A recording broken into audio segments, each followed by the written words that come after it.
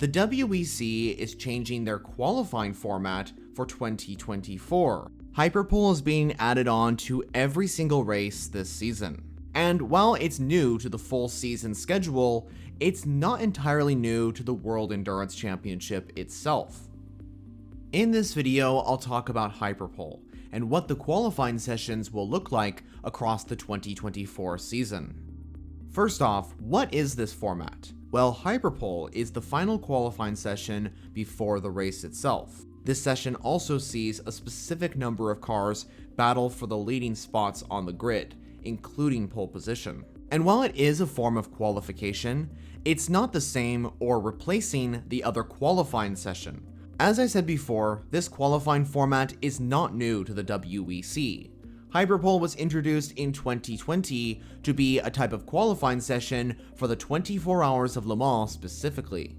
Hyperpole was introduced to make the qualification for the race more exciting and competitive, not just for the participants, but also for everybody watching.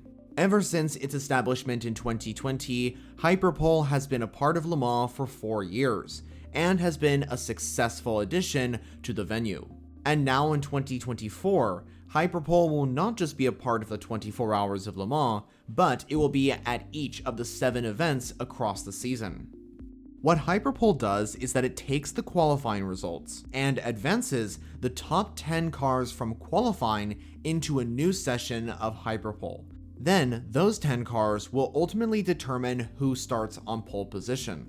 For example, if a Toyota GR010 was on top in qualifying and had the fastest lap, and a Ferrari 499P was on top in Hyperpole and had the fastest lap, the Ferrari would ultimately be on pole rather than the Toyota, because the Hyperpole sessions were taken rather than the qualifying sessions for just the lead cars.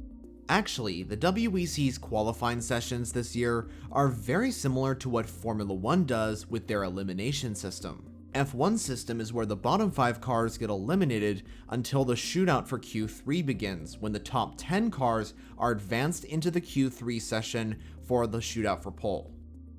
The Hyperpole format is in effect for both categories of the WEC, Hypercar and LMGT3. It's also in place for the LMP2 cars when they return to the grid for the 24 Hours of Le Mans exclusively. It is inevitable that Hyperpole will be changing the qualification schedule just a tiny bit for this year.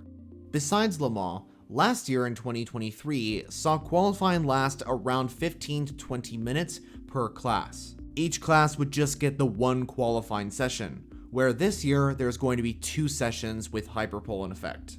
Qualifying for all classes will of course take place first, lasting around 12 or so minutes. Then afterwards will be followed by the Hyperpole session, which will last around 10 or so minutes. I think it was a great idea for the WEC to add on the Hyperpole qualifying format for not just the 24 Hours of Le Mans, but the rest of the rounds this year.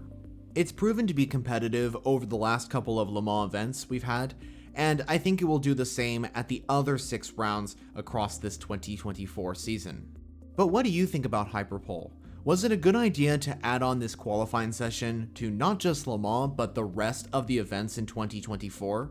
Well, as always, I'd love to hear your thoughts down in the comments. Thanks for watching this video. If you haven't subscribed yet, I highly suggest you do so, considering I make endurance racing content mainly on WEC and IMSA every single week. And if you want to see another video, check out the options on the screen. So for now, that's it from me. I'll see you all in the next video.